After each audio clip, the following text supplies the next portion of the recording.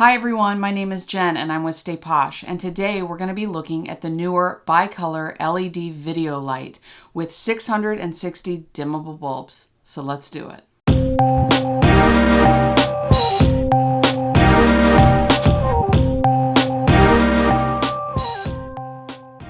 So in today's video, we're going to be unboxing the light, looking at some of its key features, and also testing it against some lights that are brighter and some that are dimmer to see if the Neewer bicolor LED is going to be right for you. All right, so the Neewer light is going to come with this soft carrying case with a handle on top. It is very soft. I would not want to drop my light with this case. It's not going to protect it super well. Really just holds all the stuff together.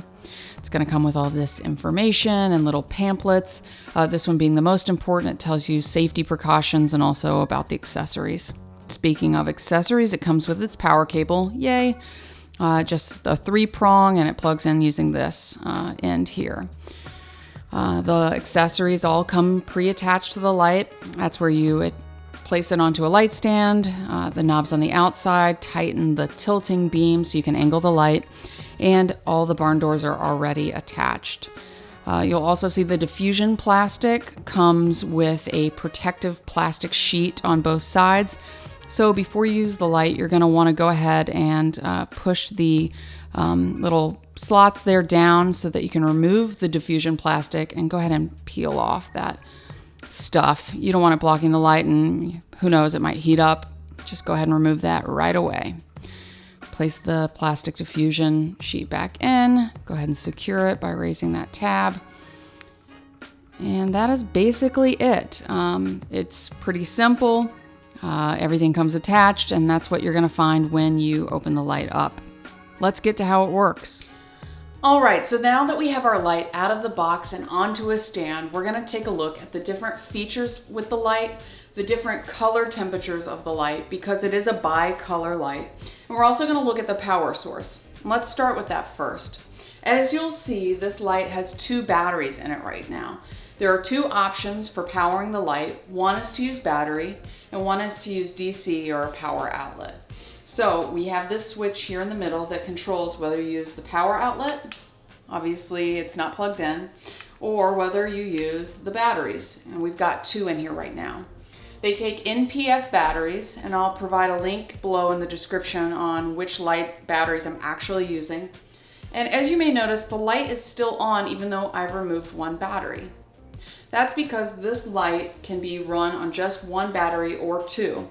Obviously 2 is going to extend the life of the light because you've got 2 power sources.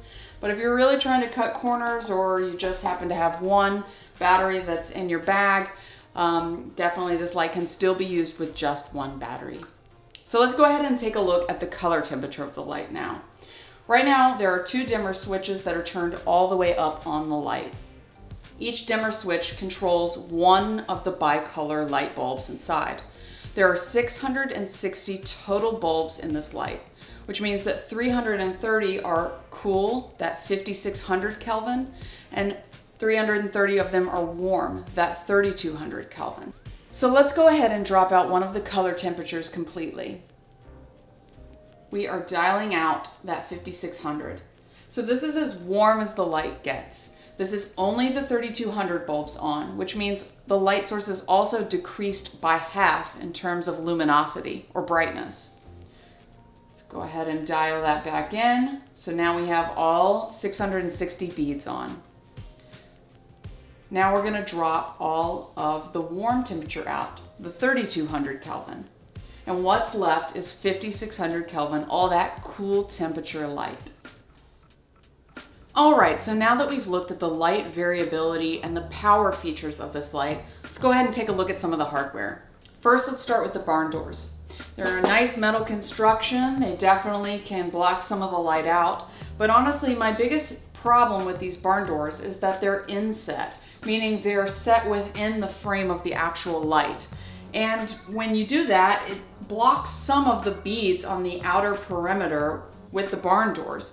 So I'm not really sure how much that's actually going to affect the quality of light. I haven't bothered to take the barn doors off and see that might be something that affects your purchase decision because we're not really sure whether it affects it or not. So the last feature of the light I want to look at is actually the diffusion plastic sheet that covers the beads of the light.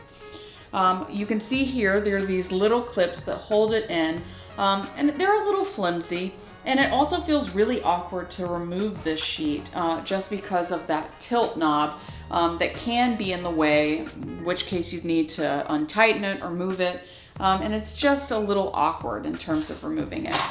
The actual sheet itself is nothing special, but it does definitely diffuse the beads a little bit. So now that we've gone over all the features of the light, let's go ahead and put this thing to a comparison test.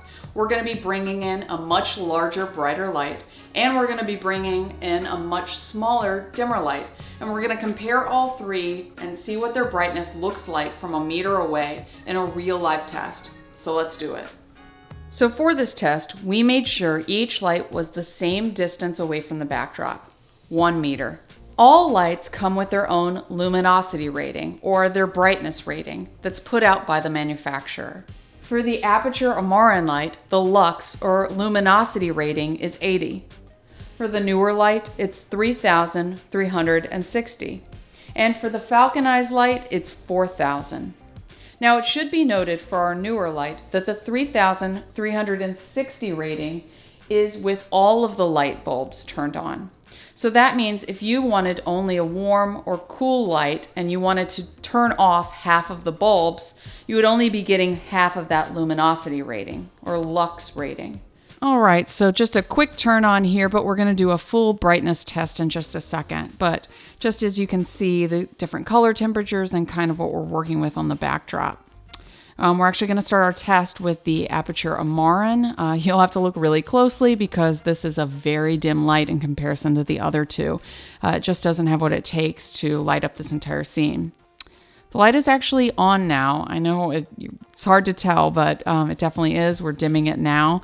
It's just, with 80 lux, it can't stand up to the other two lights in terms of brightness. And unless you're going to bump the ISO or be in really tight quarters, this isn't something you would really want to use for lighting an entire scene. Here's the side-by-side. The one on the right is the Amaran on, and the side on the left is without any lights on. So there is a difference. It's just not much of one for this size of set. The second light we're testing is the Neewer light, the one we're actually reviewing today. And we're going to start with the warm 3200 Kelvin beads only. So that's that color bumped all the way up. Now we're going to turn it down and then bump the 5600 Kelvin, that cool temperature. And now we're going to add back in the 3200 Kelvin bulbs. And this is the light at its full capacity with all of the beads turned on. The next light we're testing is that Falcon Eyes. It's only cool 5600 bulbs, and it definitely has a wider spread than the Neewer light. And the size of the light is bigger, so that makes sense. It is brighter, but not by much. And so just depending on what your uses are, the Neewer light is cheaper. It has varying colors. It might be what you need. Just as a review, here are all of the light samples all together so you can kind of see the color changes and also the brightness. I'm really surprised at the spread here and the difference in some of the cool temperatures. And that'll take care of us for today. Thank you so much for watching. I hope you enjoyed this video, or it at least helped you decide which video light to get for you. If you are not subscribed already, definitely hit that subscribe button below. If you like the video, smash that like button. Again, I am Jen with Stay Posh. Thank you so much for watching, and I'll see you in the next video. Peace.